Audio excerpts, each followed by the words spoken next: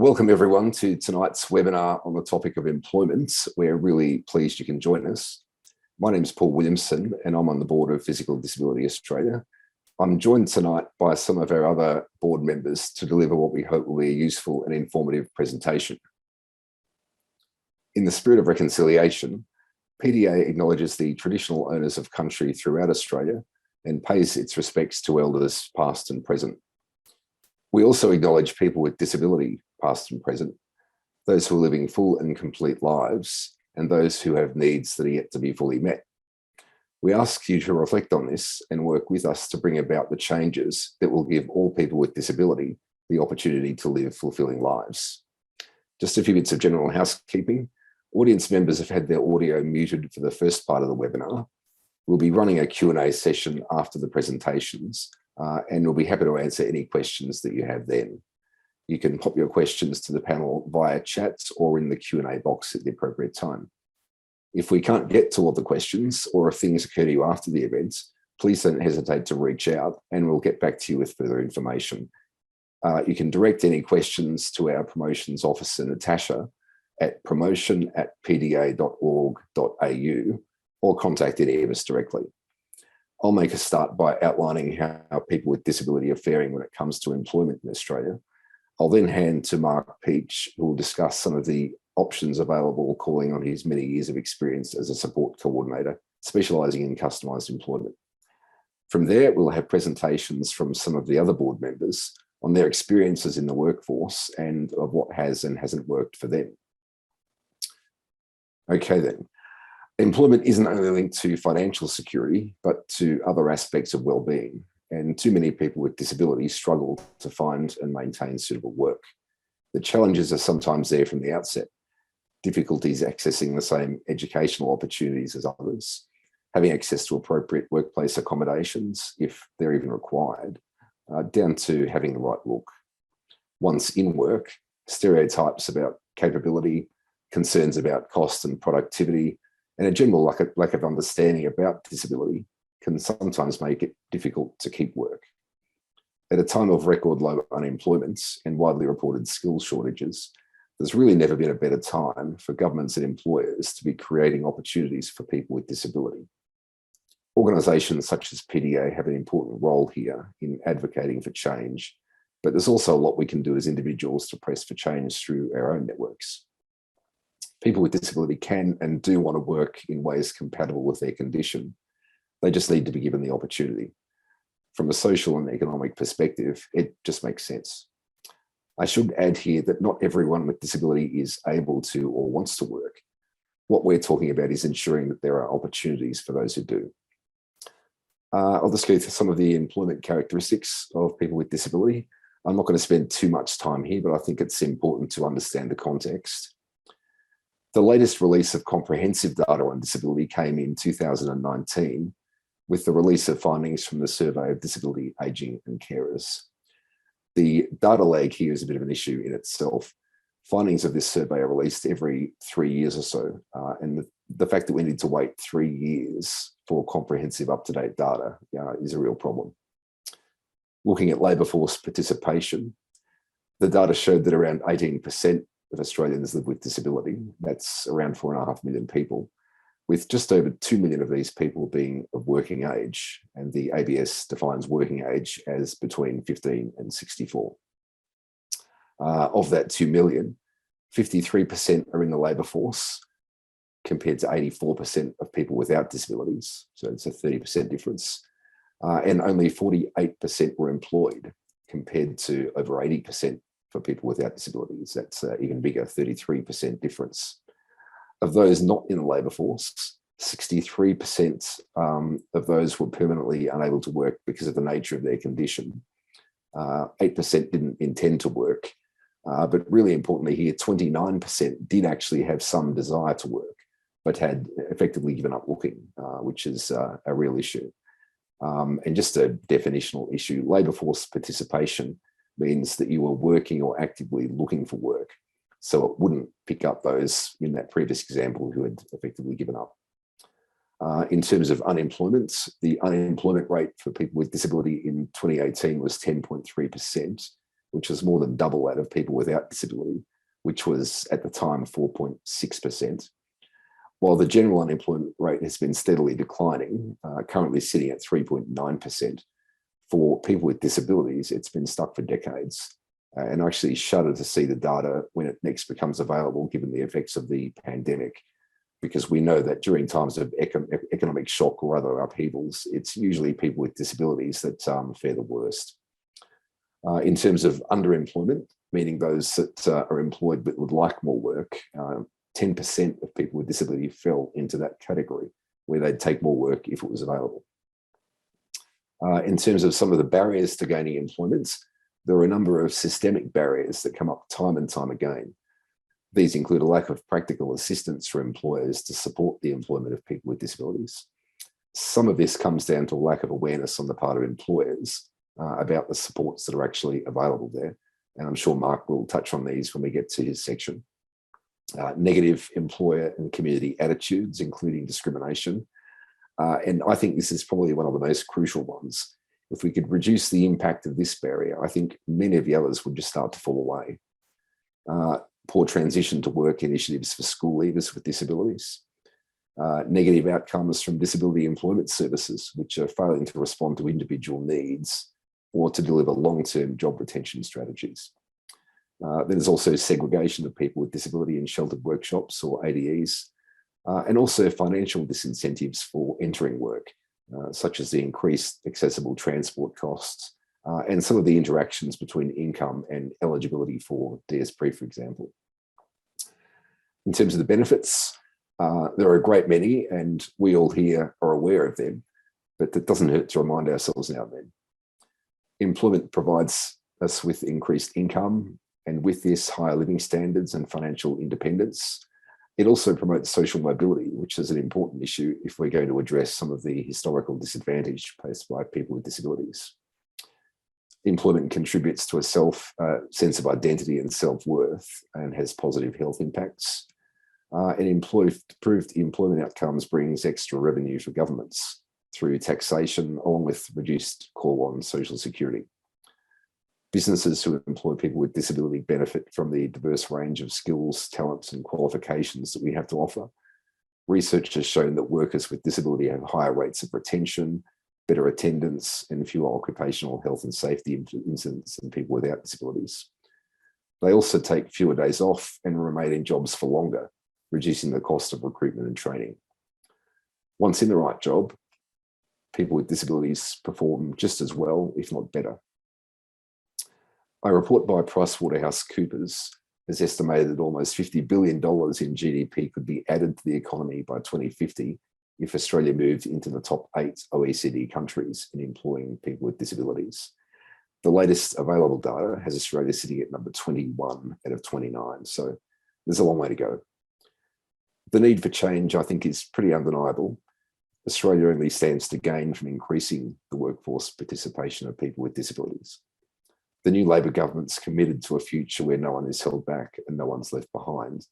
And it seems to me that lifting the rate of employment for people with disabilities is a perfect place to start if they're serious about realising that objective. I'll now hand over to Mark for an overview of the supports that are available to help get people with disabilities into work. Thanks, Mark. Hey guys, hope you're having a wonderful Wednesday evening. A little bit about myself. I'm an absolute nerd when it comes to legislation, policies, procedures. I geek out on it. It's the sort of stuff that I read at night if I won't sleep, put it that way. Most people, they'll be zing before they get through the index. I've been working in the community services sector for around 12 years, and I live with an acquired disability. So try not to say this in a mouthful, but I've got a musculoskeletal movement disorder that's broken up into spondylitis, pars articularis, scoliosis, sciatica, piriformis syndrome, a couple of broken bones, and a whole bunch of hardware in my legs. But I find it difficult to be placed in boxes. And when it comes to dealing with the government, they really like to have boxes to tick. So I find myself tripping over those gaps and for me, I've actually made a career out of it. The experiences I've had as a person with a disability, and a person that has partially acquired disability after numerous injuries, enabled me to experience firsthand some of the barriers that others in similar situations sometimes come across. I remember sitting in my very first planning meeting with an LAC. At the time, she didn't know that I was working in the NDIS space, but just for a giggle, I played along, and she asked me what had I thought about in terms of employment. I just sat there with a little bit of a smirk on my face and said, "Oh, what options are available?" And someone that seemingly was pretty new to the role, she came up and just said, "Oh, we might be able to get you some work in an ADE, maybe shredding boxes or answering phones." And she didn't know at the time, but I was doing a double degree in psychology and social sciences, and I'd been working in the support coordination space for a little while. So it's shocking to see that it is a space where there's a lot of room for improvement, and that experience is what actually pushed me into moving into the employment space. In terms of the employment options that are available, we've really got 4 pathways to look at. In terms of the generic pathways to go along to look at supports, that's DES, the NDIS, the self-employment scheme, or which used to be the NICE program, and we've also got a number of customized employment options to look at from there. But everything that you look at in terms of support that's available through the government, generally it focuses on equity over equality. Equity, it's a concept that each person is afforded the right support to help them to get on an even kilter or an even platform with their peers, whereas equality is the idea that everyone should get the same. Some people, their idea of everyone getting an opportunity is getting the same thing, and unfortunately, I know myself, when I was a wheelchair user, I came to find that the perspective of others doesn't quite match the experience that many people with disabilities, especially those with physical disabilities, really deserve to get an equal opportunity at work. What we really need to see in the workplace is equity, and a couple of ways that we can look at doing that. The first I'll start with is the DES program as sort of an entry level to support.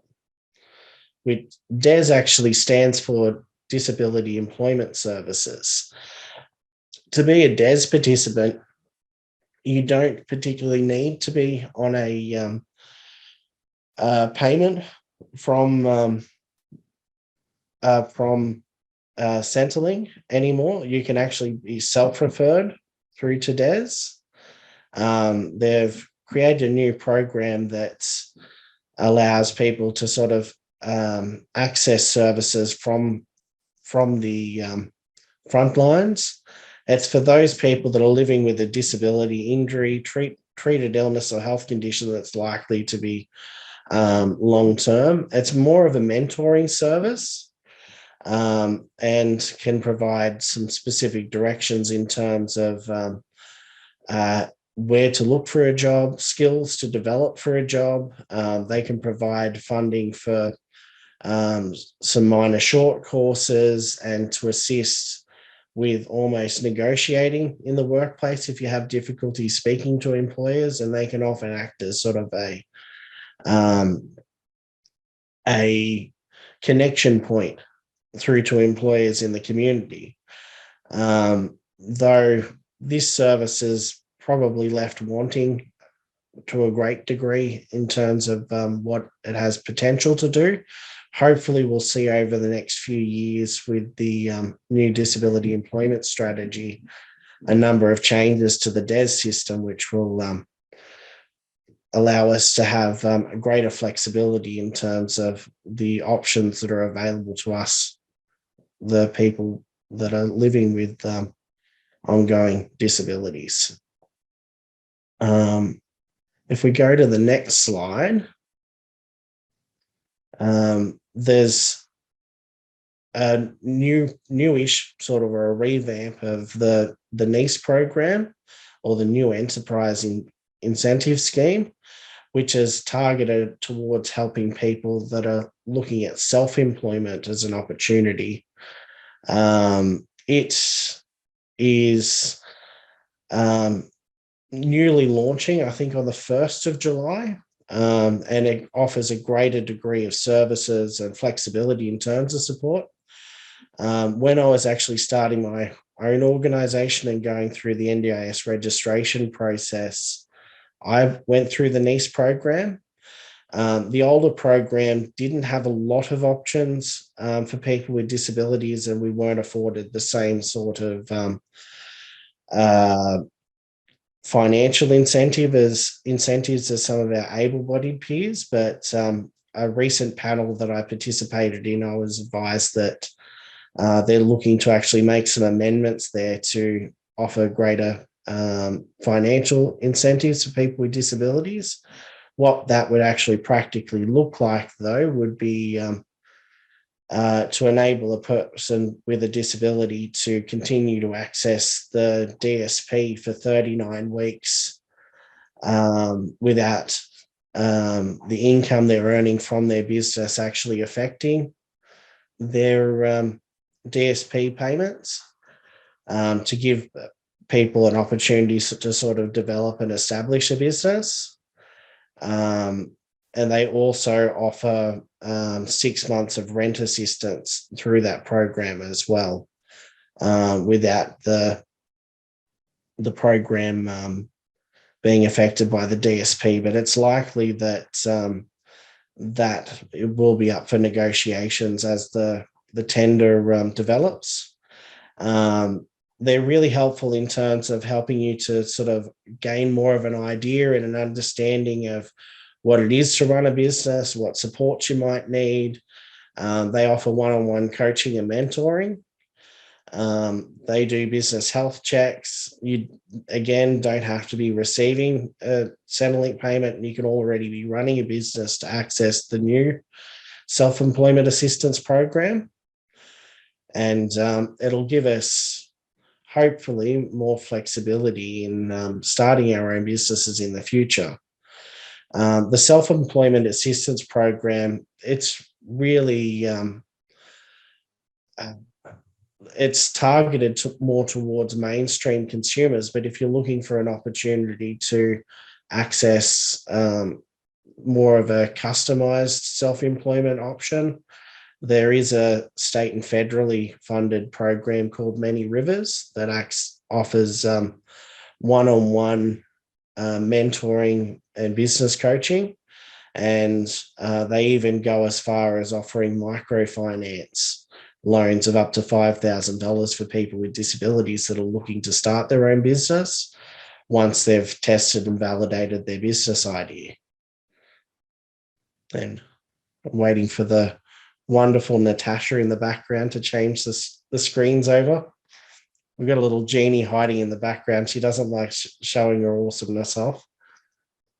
And then we've got the NDIS. So this is my wheelhouse. When I asked the LAC about employment supports for myself through the NDIS, I got a little bit of a bee under my bonnet and lobbied over a 6-month period to have changes to the employment operational guidelines through the NDIS. Thankfully, as of 2019, they now allow people with disabilities to access support in micro enterprise, family enterprise, self-employment, and like social enterprise and mainstream employment. The NDIS, they're still learning in this space, and there is quite a bit of pushback in terms of understanding what types of supports can be funded, even at the planner and LAC level. If you do come up against issues in this space, there are a number of options available to have a discourse directly with the employment team at the NDIA through provider.support@ndis.gov.au. And please do reach out if you do get pushback in this space. But essentially, the NDIS funds non-performance related supports for people with disabilities. This could be like prompting. It could be someone that would be helping you to access the community, to open doors for you, to help you with like transfers to and from transport options. It can even be someone helping to get your lunch or help with personal care at work. There's a lot of flexibility, and we are seeing greater flexibility within people's core budgets to accommodate employment. But just be mindful that the agency really should be funding employment as well as social community participation, rather than people being forced to use them flexibly. If we go to the next slide, Natasha. And then again, if people are looking at employment supports in the workplace that are more modification related or education related, the EAF and Job Access might be the place to look at. So the Employment Assistance Fund, they provide work-related modifications. They tend to be more flexible than the NDIA in regards to vehicle mods, funnily enough. They generally will approve modifications for vehicles that are a little bit older than what the NDIA is, on the condition that it's a mechanically sound vehicle. They can also provide funding for specialized equipment. I've seen them fund AFOs. I've seen them fund specialized boots, and even provide education that's disability specific within the workplace. And they can help to sort of bridge the gap in terms of helping employers as well understand the impact of your disability through their workplace assessment process. So it can be a little bit daunting accessing Job Access and the Employment Assistance Fund. Generally, your starting point would be through DES provider, but you can also self-refer through their call center. But as a service, it is quite helpful. I know myself, I've used their services a couple of times to have a sit-to-stand desk funded and a specialized seating. So it is quite useful.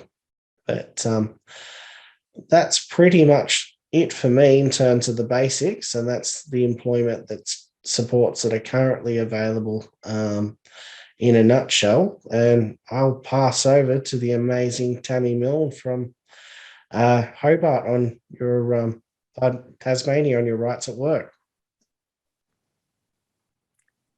Thank you very much, Mark, for that introduction. And I found your piece very informative. Thank you so much. So yes, my name is Tammy Milne, and I'm coming to you today from the Twitter, which is indeed Tasmania. I'm the Tasmanian Associate Director of PDA, and I live with a very visible disability. It's called AMC, which is arthrogryposis multiplex congenita. So I use a wheelchair, but I've worked for the Department of Education for 33 years as a teacher aide for the deaf, interpreter for the deaf, an intern teacher and a librarian. I'm now freelancing after resigning from my work during COVID. So I'd like to talk to you today about your rights at work. Okay, beautiful. Thank you. And we might skip to the next slide, Natasha, if you don't mind.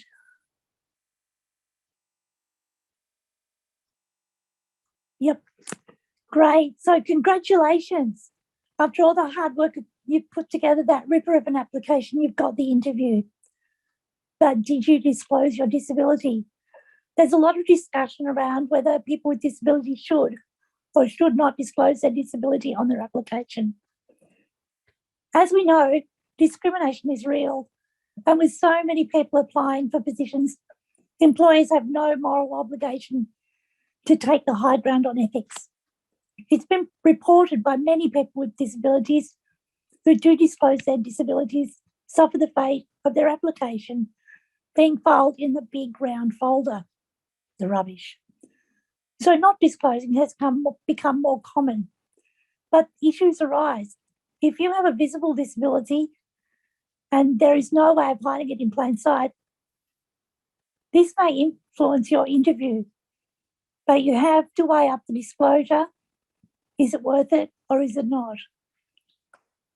But once you've disclosed your disability, you're entitled to specific training or work-related adjustments under the Disability Discrimination Act of 1992.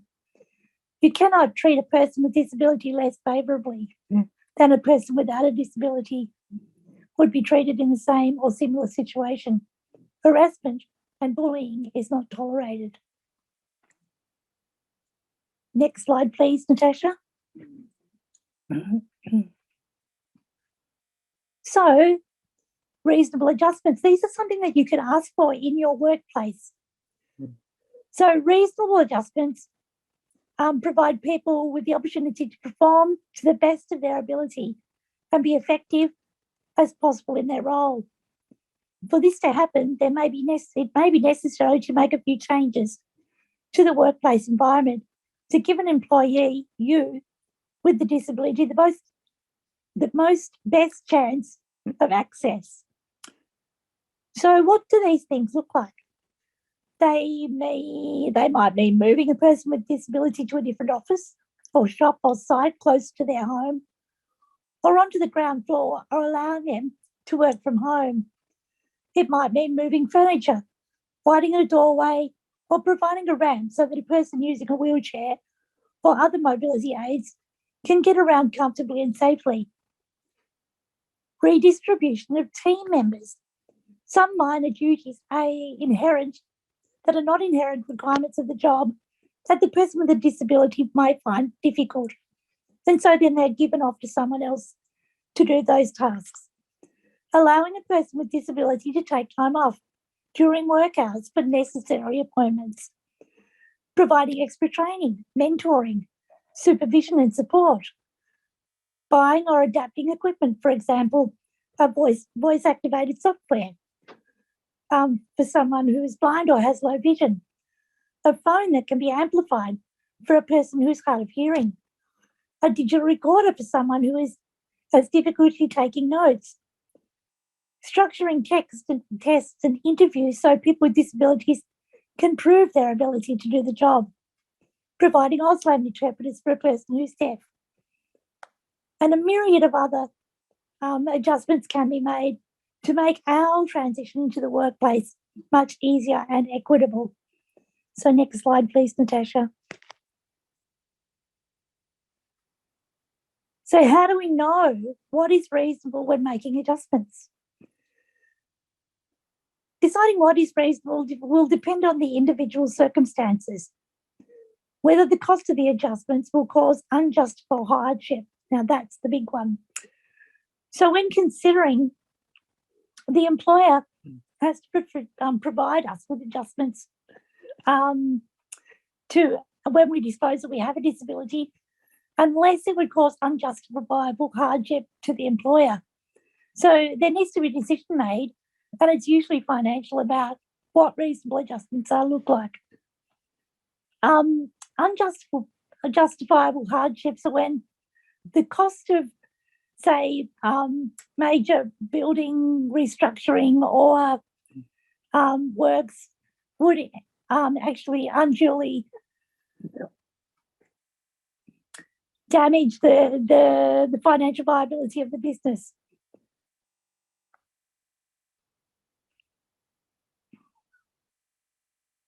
So they might cause extent disruptions to the workplace or disruptions to the organisation.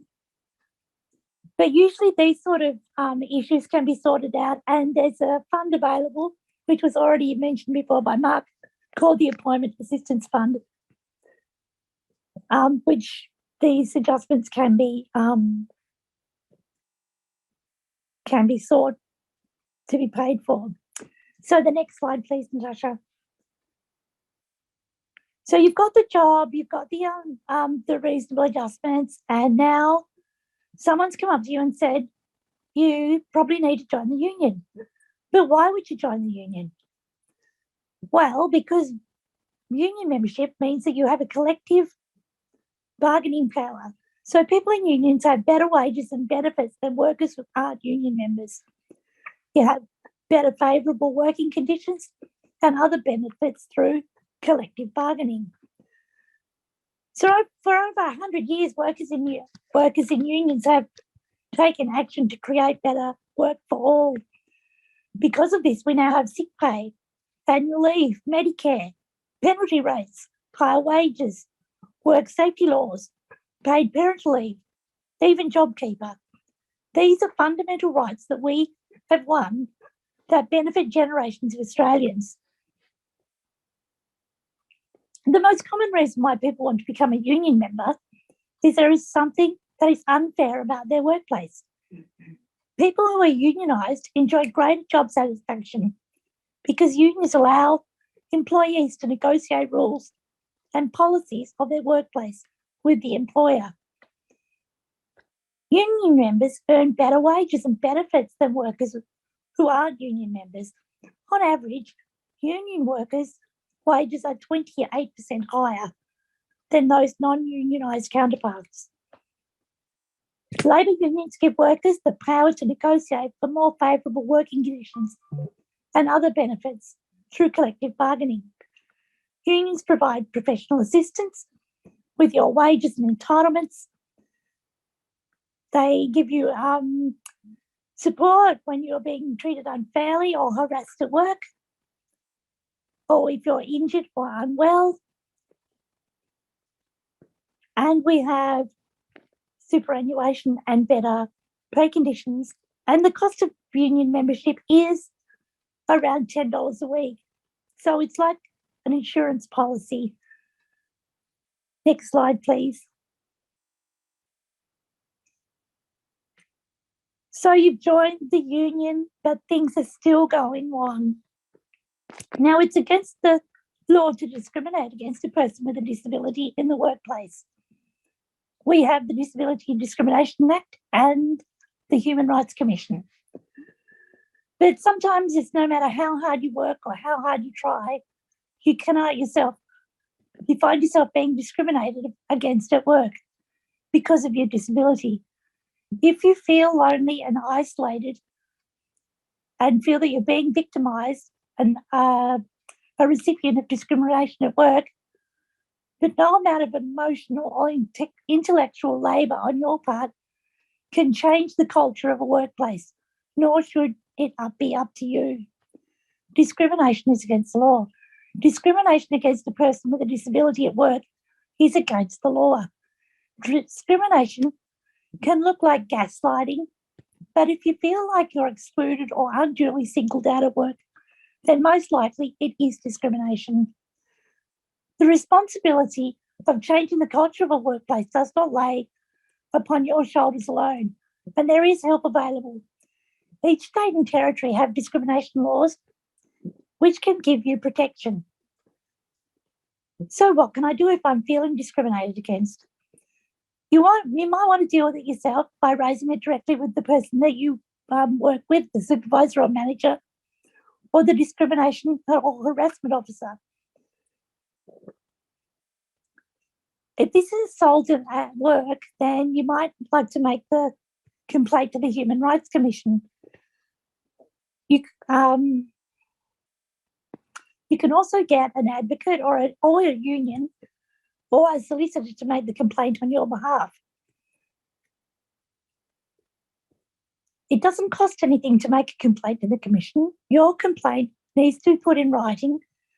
The Commission has the complaint form that you can fill in and post or fax to lodge the complaint online. If you're unable to put your complaint in writing, you can get help with this. The complaint should say what happened, when, where, and who was involved. The complaint can be made in any language. And if you need a translator or interpreter, this can be arranged for you.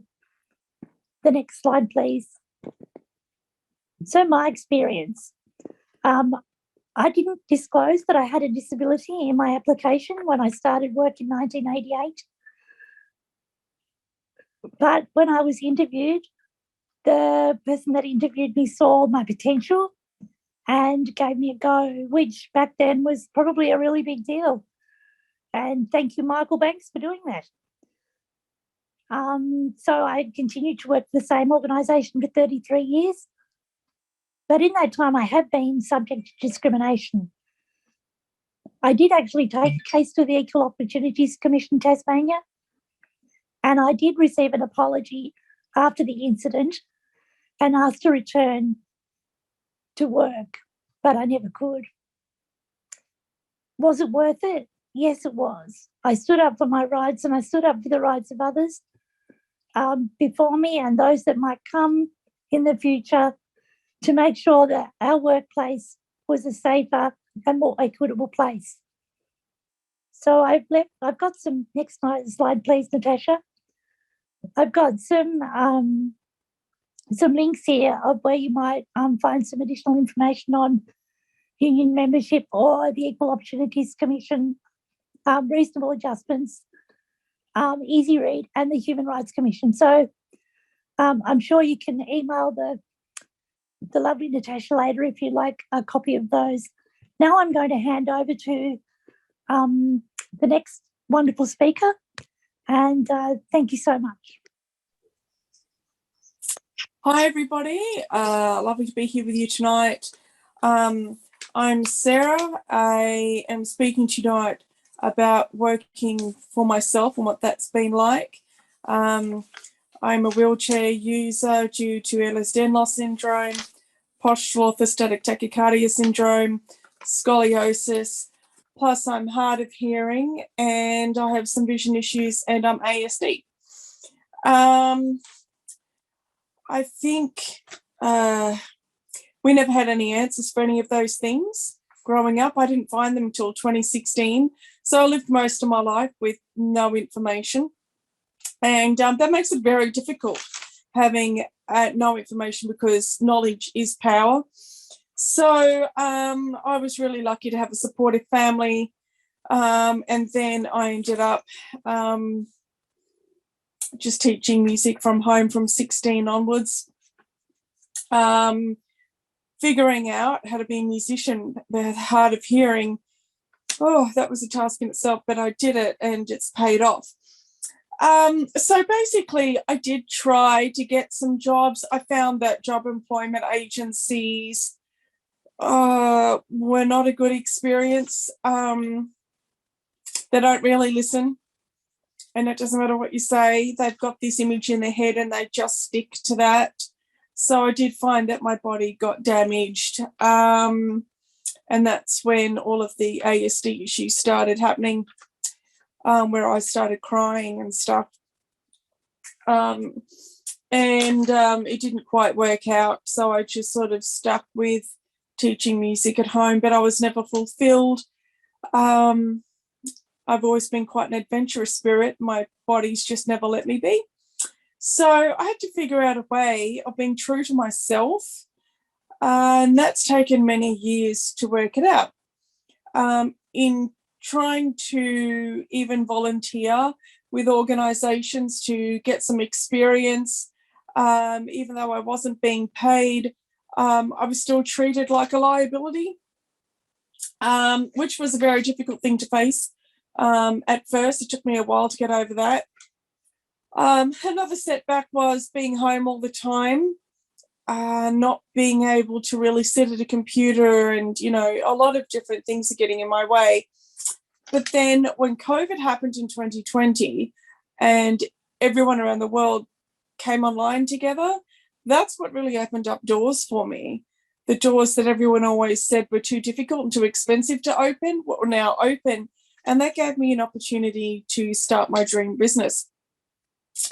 I did have some issues at the beginning. The person that I hired, he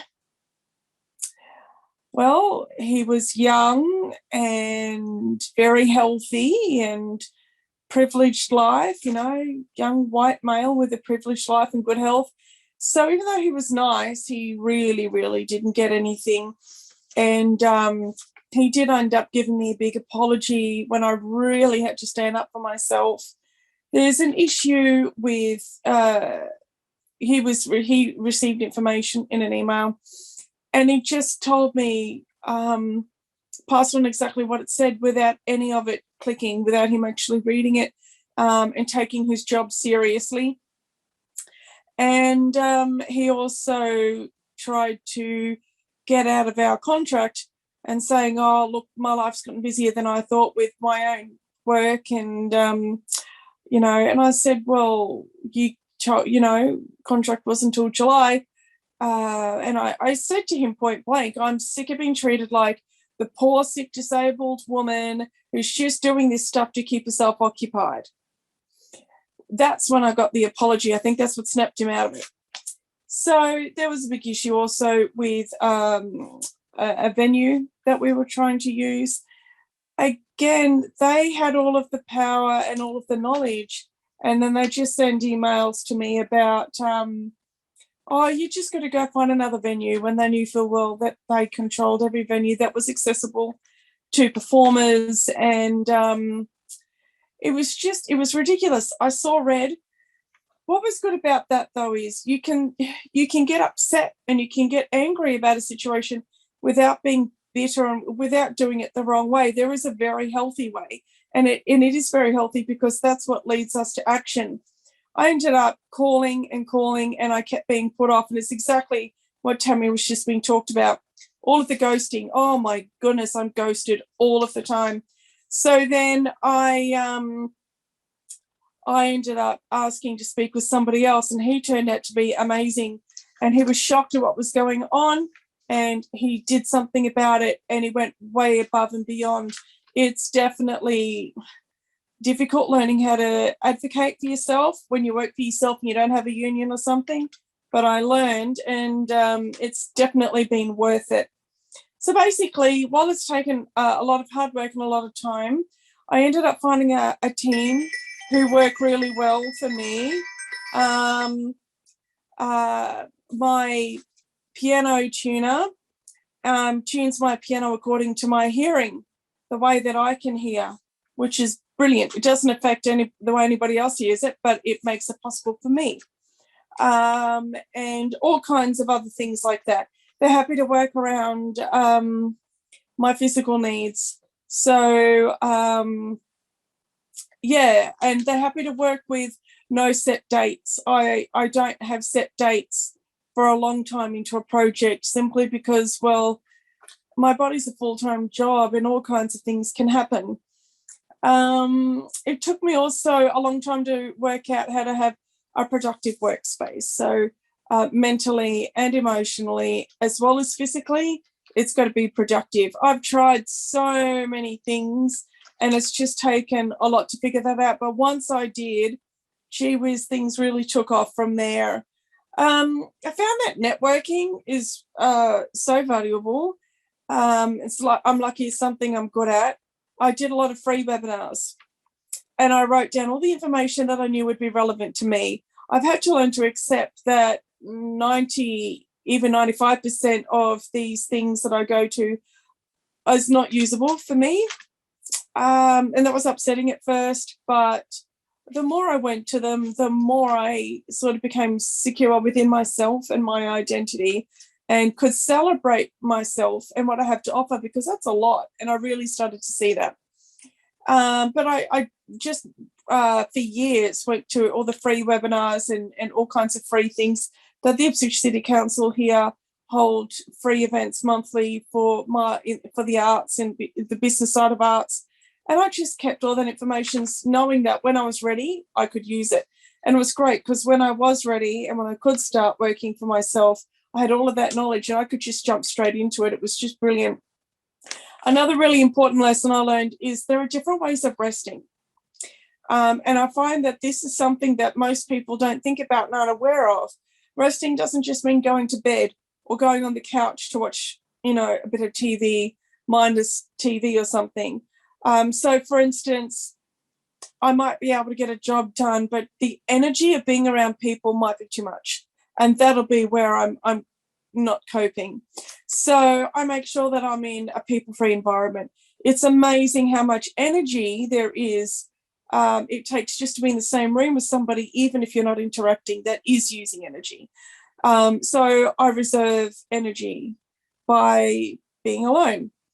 Or sometimes resting might just be switching my brain off for 2 minutes in a more of a meditative state. There are just so many different ways of resting. And if we think about it that way, then we can preserve ourselves a lot better. I've also allowed my projects to guide me. When I have plans and dreams, I do write them down, but I don't get upset if they take a different direction. I celebrate that, because that's going to be the best way for me personally in the long run, and I trust in that. Allowing my projects to guide me and seeing them as their own life form has been extremely valuable. I've said yes to everything that I've had an opportunity to do, even if it wasn't on my list of things I wanted to do. I found that just trying everything helps me learn more about myself. It gives me experiences with people I would never have met. It's just a great thing all around. So that's been a really, really big thing. And collaboration. There is no possible way that I'm going to find the right people to hire most of the time. Most people cannot work in a very different way that somebody with a disability, chronic illness needs to work. Most people won't. It freaks out their brains because they've got the normal way, and that's what they do. So there's no way I can find the right people to hire all the time. So what I do is I collaborate with other groups, with other people or organizations, and that is a godsend. That just provides so much on both sides and relieves a lot of stress and a lot of pressure. It's been really, really good. And you'll find that your local councils, if you have a look at their websites, there'll be opportunities on there. It's just chatting to people, being happy to chat to people.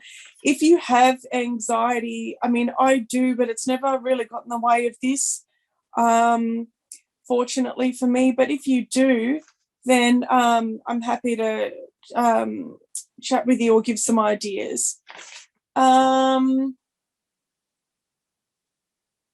Yeah, that's my basic. It's been difficult because I don't have formal qualifications. My experience and my education is not recognised by organisations, and that's been very upsetting. Everyone's supposed to have the exact same route. I have found that quite upsetting, and I have spoken out about that. Sometimes you've just got to wait for a new presidency to come in with an organisation or something. And yeah, okay, I've waited many, many, many years. I've waited decades for some things. But meanwhile, while I'm waiting for that, I get on with something else. The wait is definitely worth it. And I will speak up about it. And I love to educate people, help broaden their perspective. I think there's a question.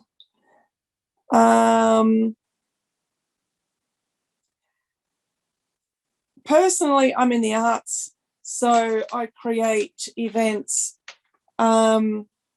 There's huge bias in the music industry, in the theatre industry, huge biases. I want everybody to be seen on stage and screen equally. And I want every kind of person. Yeah, I'm denied even opportunities to audition, and sometimes it's not my disability or my health. One time it was just my voice type. It's bloody ridiculous. But that is a very big thing. I want to see everybody type, every age, every colour, etc., on stage together.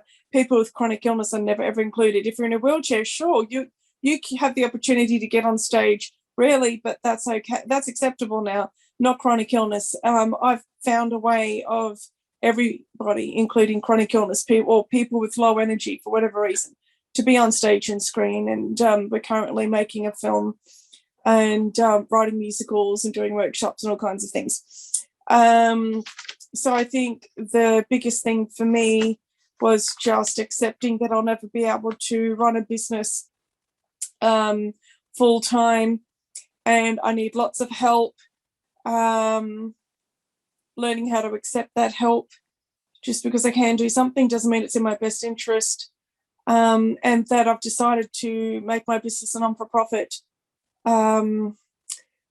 because I can't trust my health, and therefore I can't trust earning my own income.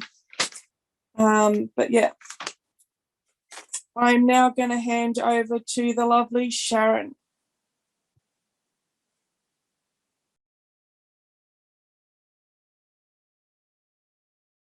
Mic and video allow. Actually, Natasha, can you turn my video on, please? Hopefully it's all right. It's not coming on my end.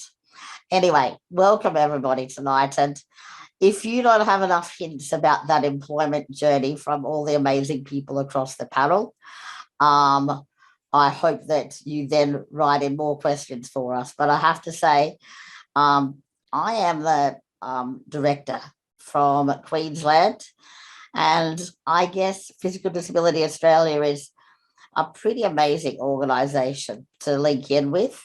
And it's very disconcerting with using Zoom in this way and seeing it and not seeing the people who are there. So I have to sort of get myself into the swing of things. But my background is as somebody who, when Sarah says that she doesn't have qualifications, you know, we all have qualifications. It's our lived life. And I have lots of qualifications, but that does not mean that there's not discrimination along the way. And there is lots, but there is also opportunity and strategies to actually use that and use, I guess, your knowledge of whatever you've loved studying. Now, I guess my background is as a lecturer, as a teacher, someone who loves education. I am an educational psychologist and consultant looking at the early years. I also did English language and literature, history, special ed, and I now am doing my PhD in the area of inclusion and looking at a lot of work across dyslexia as well.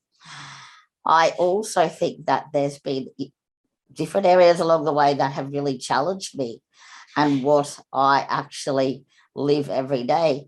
My first job was at university. And I have to say that it was really quite amazing that the person who I actually had studied under then actually offered me a part-time job within education. But I guess my challenge was that I wanted a full-time job, and I wanted the chance to actually be able to live that full-time employment role. But there seem to be many, I guess, people who look at the outside of somebody and make assumptions about what they can and can't do, what they might be able to give to the workplace without actually giving them the chance to have that full-time role. And my challenge probably was to talk to people who I knew very well and worked with. And I did feel respected in a lot of ways, but I also felt that there were limits on what I was able to do. And I guess for myself, as also was acceptance of my own disability. And within the education area, there is a lot of times that you have to actually share stuff that probably you wouldn't want to. When it came to ticking a form, do you have a disability? Yes, no, it said. I literally ticked no because I didn't want to feel that I was different to other people. I wasn't born with a disability, and I got juvenile chronic arthritis when I was 11, which never did I realize that it would lead me to have total reliance on somebody for every part of my life. And that did affect my employment journey because people did make assumptions on what I could do. But I then overcompensated, as most people with disability do in this employment area. I went crazily busy for everything, said yes to everything, loved the work that I did. I'm chair of the Queensland Disability Advisory Council. That work links me with people who also are doing this same thing, becoming busier and busier and busier to prove that they can do everything and take on board everything so they can actually share and help other people too, and work in roles of advocacy and become advocates for other people. So I guess I really, really believe that we must have meaningful employment.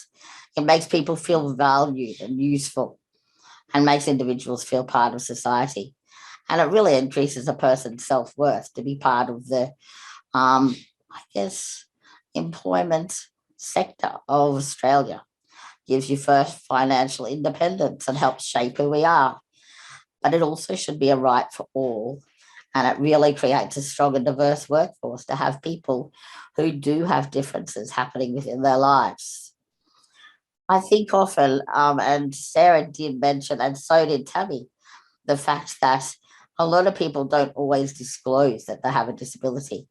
Now, that's easy to do at the start of that journey, but when you're there in front of them, if you've got past that point, how do you actually work within organisations or government or wherever you have that employment chance when you get there and you absolutely have a difference? You use a wheelchair, you have a different shape of your body, all of those things that never used to, I guess, influence what and how I was treated that then were in place.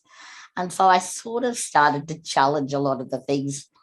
And I know I enrolled for, well, applied for, I should say, one job that was in the area of, it was education, but it was online, and it was before COVID, but it was marking, developing, and really researching, but linking it all across together. And it was in a distance education program. So I thought this is a real chance to actually get this job, but also challenge maybe what would happen if I get through and you had to go through a lot of different gateways to get the final job. And it was a really interesting process. I got through the first gateway, was offered an interview, then was told where I had to go for the interview. Now, I knew the space in Brisbane where I had to go for the interview, and I knew where I would be able to park and all of those things. So I didn't ask any questions of that. But that was my key to the way that I was treated differently.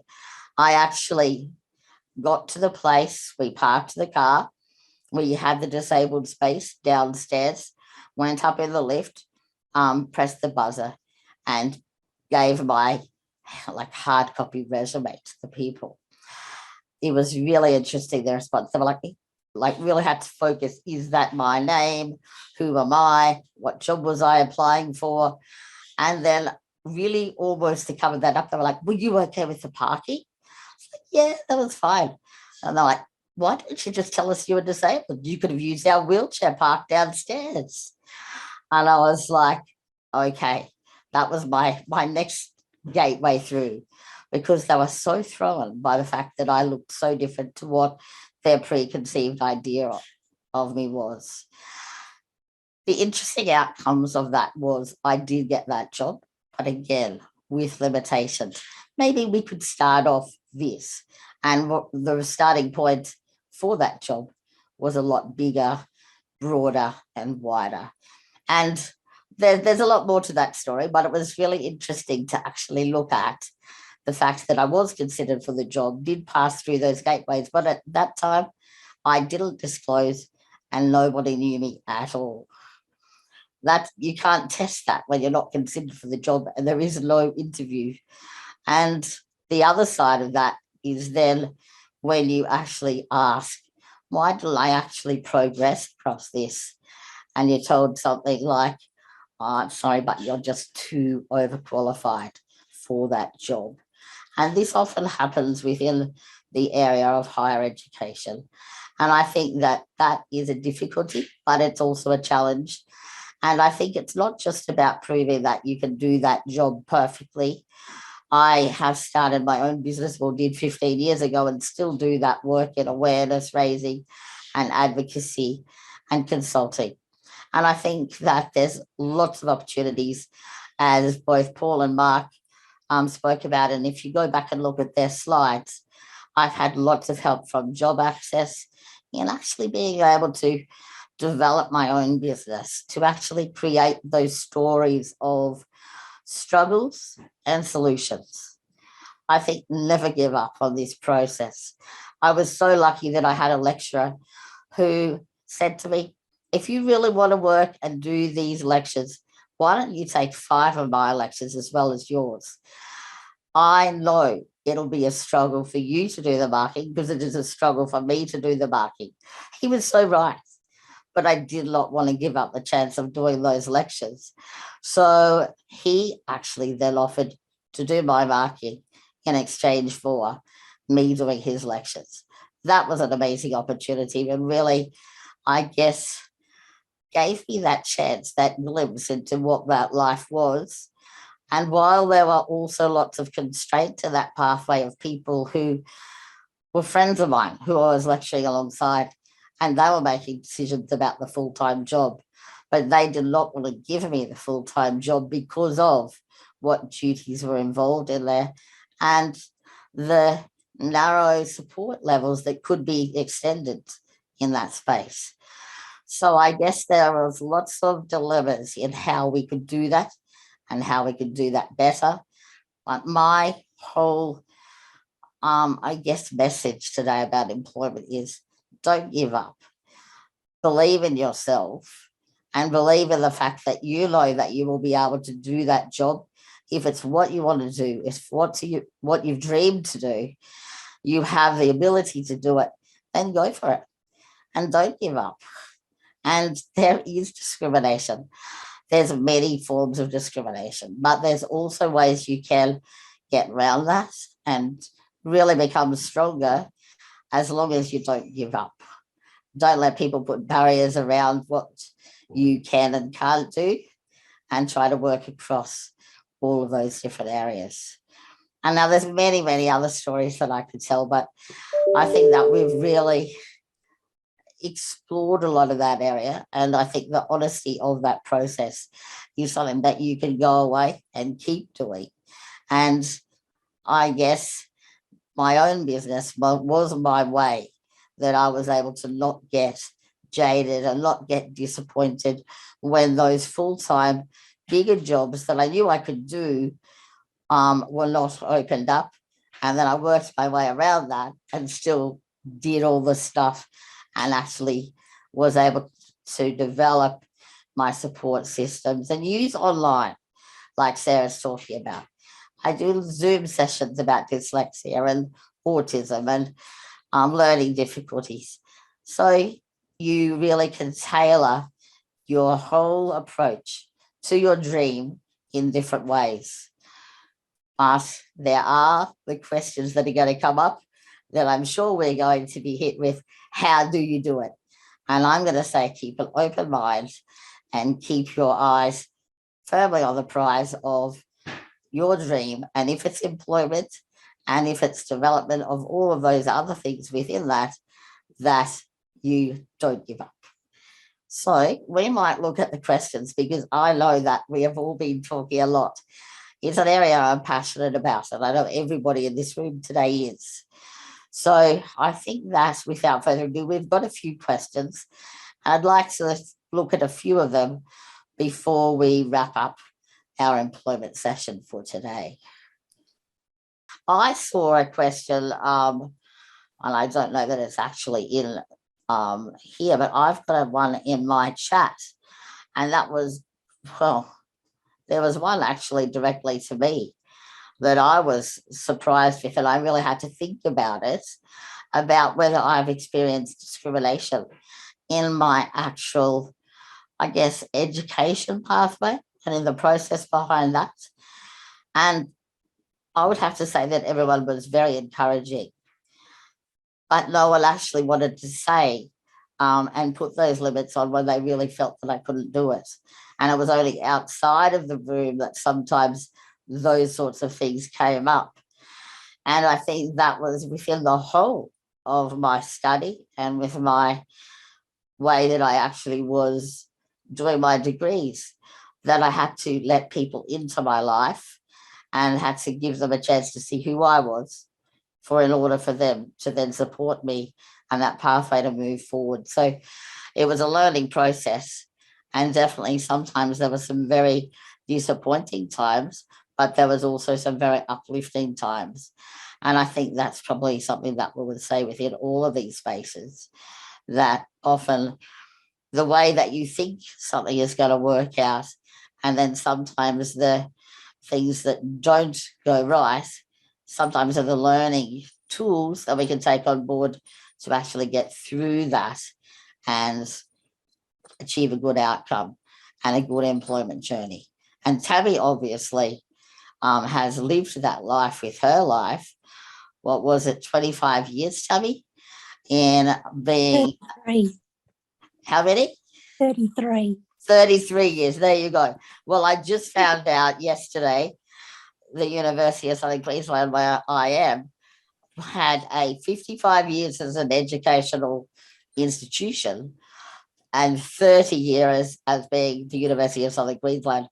And I can say I was there for like 30, well, I think, Tabby, you and me are pretty much on record, 33 years of being there studying, teaching, lecturing, and being like support and being supported by them. So it really is that you have a journey, and there has been discrimination. And I don't think anyone who has high level physical disability, like all of us around the room, can say that they haven't been treated differently. How we actually react to that, how we actually use that, is going to be the key to moving forward. Because people who say, oh, we don't notice that you're any different, I'm not sure they're actually telling the truth, because the reality is they will tell you outside of an official space that they do, and they wonder how you do stuff.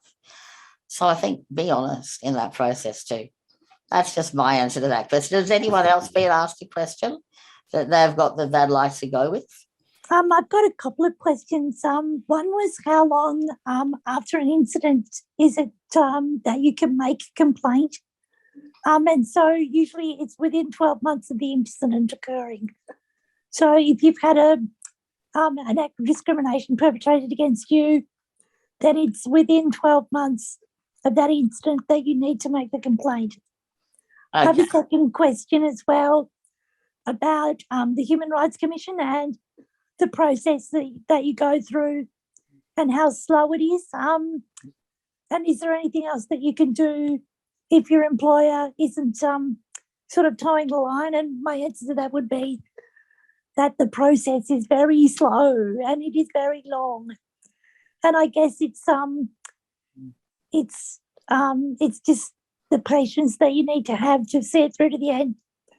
But if it is becoming a real problem to you in the workplace, then there's options available to talk to a counsellor or someone in that workspace to see what your other options are. Maybe take some leave or so talk to someone in the workspace about other options. So they were my two questions. Thanks. Can I just add to that? You mentioned, Tammy, the patience. Sometimes we're just so overused up that even though we're still patient people, you just hit limits and you get pushed way beyond limits at times. I'm currently taking the NDIA to tribunal, and I had a reaction I wasn't expecting, and it made me want to throw in the towel with everything and just become a hermit kind of thing momentarily. Now, normally I can shake that by myself. I know exactly what to say, and I get myself into reality, and I remind myself of who I am and all of my qualities and everything, and how much people appreciate that and how much I give to the community. But I couldn't shake it, and I ended up having to find my mother, and I was just sobbing. And when she said those things to me, it worked. Sometimes you just need to hear it from somebody else, and I know not everybody has someone, and that breaks my heart. If you have just one person that you can call in a moment like that, then you're kind of rich, you know. So the thing is that you have to preempt what they're going to be like. It's not just a matter of being patient.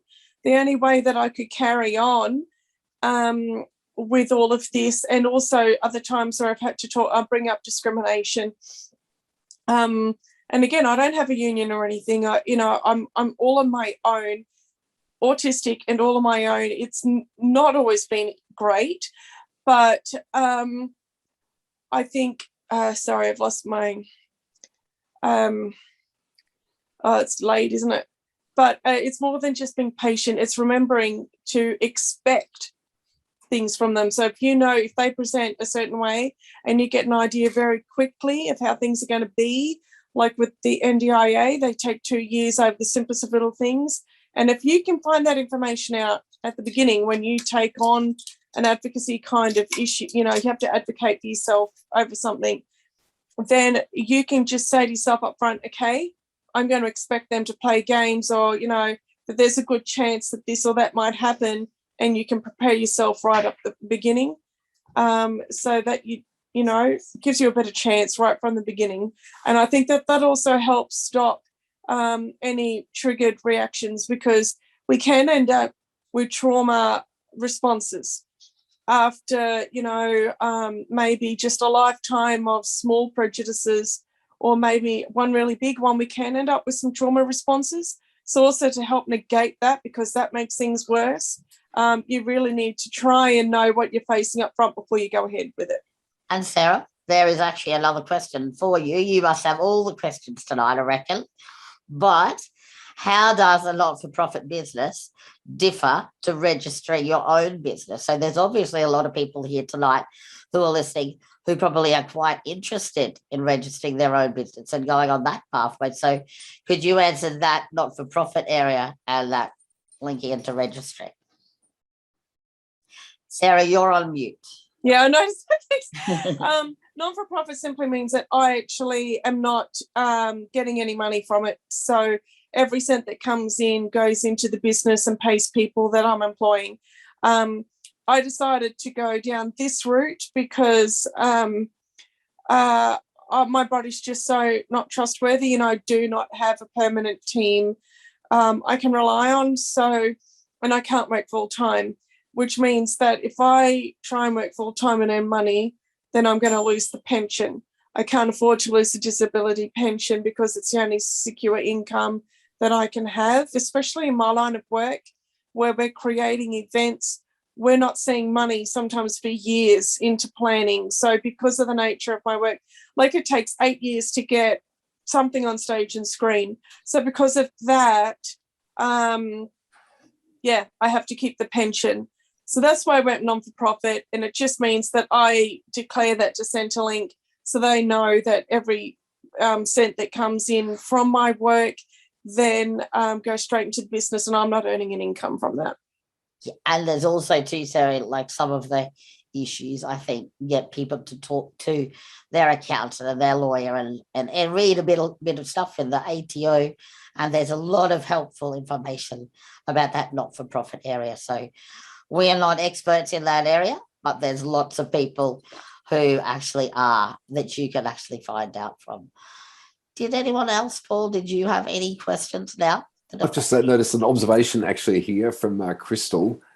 Crystal saying that she went to a kids' party and every parent was talking about their work and what they do. No one asked Crystal. which is, yeah, a really valid point and really interesting observation. There's a strong idea that people with disability don't work. Crystal's saying she relates to some of the stories she's heard tonight. Anyone have an observation on that?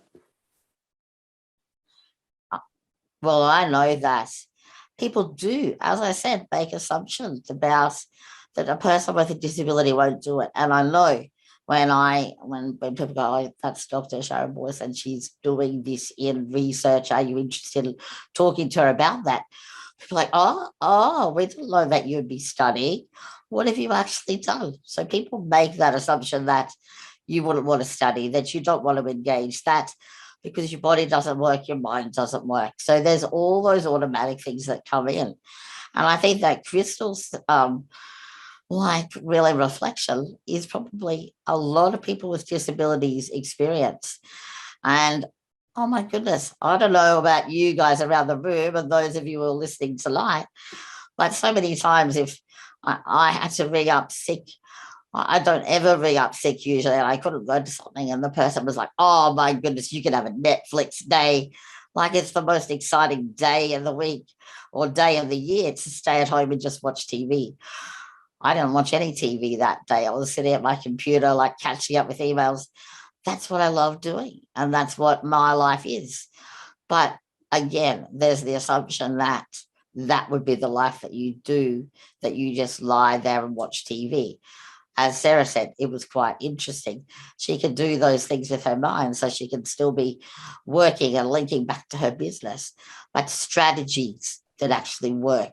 And I think all around this room today, Mark mentioned many ways that he's actually involved, the stuff he does in his work that is so crazily busy, but he's linked it to actually get the supports and also help others. So it's often that advocacy in the middle role.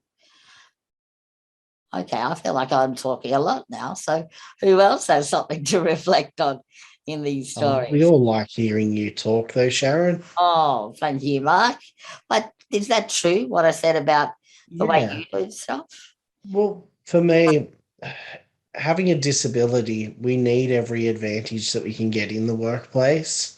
And there are a lot of supports and programs out there that we can use creatively to try and improve our competitiveness in relation to peers. I know that we had a question come through earlier on negotiating wage subsidies with employers, and that's something that we can negotiate through DES providers. So going through the assessment phase and getting streamed highly with a DES provider enables that provider to get a little bit more funding to help offset additional training costs or time to get up to speed on a role.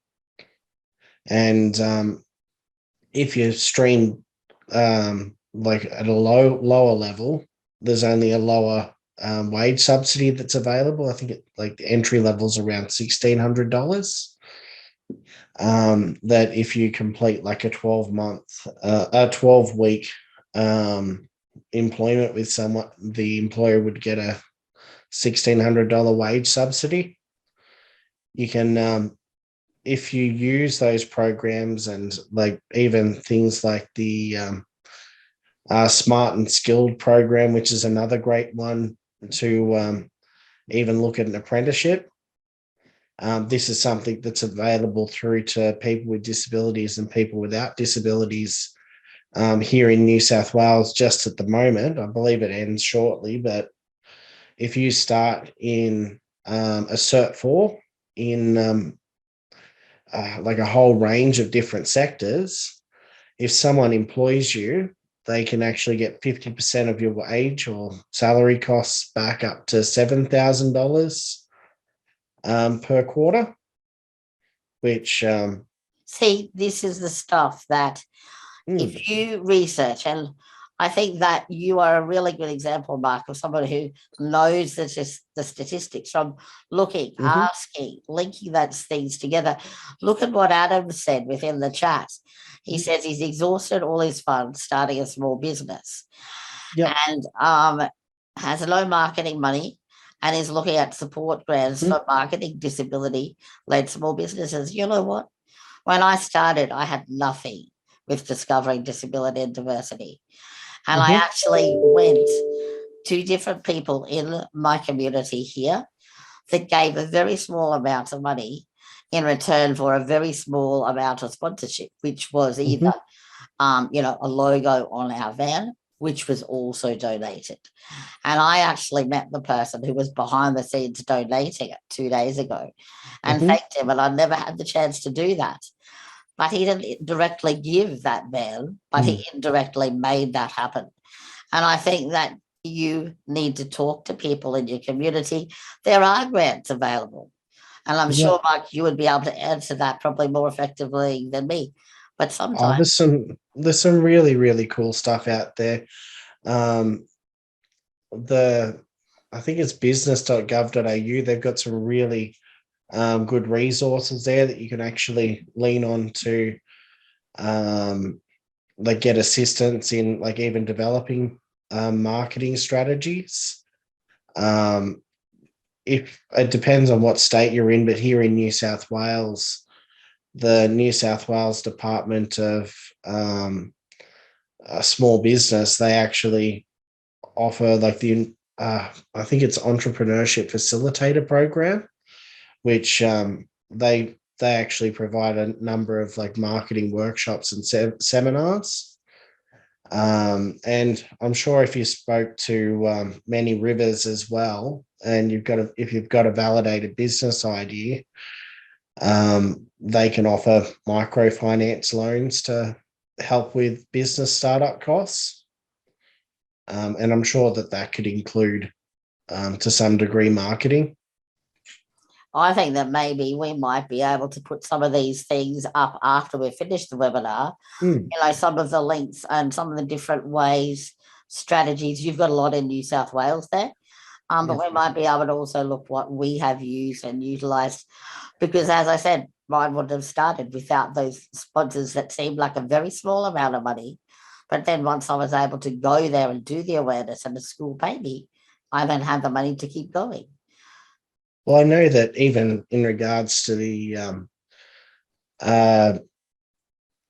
wage subsidies that were provided through the traineeship program, if it wasn't for that, I wouldn't have been like, I think it's helped me to employ another 4 people on top of the like people I've had existing, and it's helped us to sort of grow a lot faster. And a majority of the people that at least I know I've employed through my organization have disabilities themselves. So it's definitely a plus looking for any sort of funding or grants that you can get your hands on early to scale up your business. I might have 1 or 2 more questions if everyone's happy to do so. There's one here, another one for you here, Mark, from Glendon. Glendon's asking, has anyone had difficulty obtaining wage subsidies for potential employees or from an employee perspective due to recognised disabilities? Yeah, it's very difficult negotiating streaming with Centrelink. So if you self-refer through to like a DES provider, often you'll be streamed at a very low level. If you can ask for an ESAT, I think it was, or like to get an assessment or a reassessment of the barriers that are associated with your disability, you can be restreamed, which enables you to get higher levels of support through the DES provider, which enables them to actually provide more funding through for those wage subsidies. So it all comes down to where you're streamed. And if you can quantify those streaming factors, you can get higher amounts in wage subsidies. It's a very complex area when you're just looking in on it. But if you're asking and you're getting those answers, it's a way forward. So it's really have a go and start doing it. If you need to get that subsidy to employ someone with a disability. Yeah, and like a good part of that is finding a good DES provider. you're not stuck with any one DES provider. You can actually move request to transfer to another provider. So my advice is shop around. If someone's not doing their job and they're just putting you through the motions, transfer somewhere else. Yeah, good advice. Good advice. Because you find sometimes the people at the top of these organisations don't know. So you have to find a good one with the answers for you.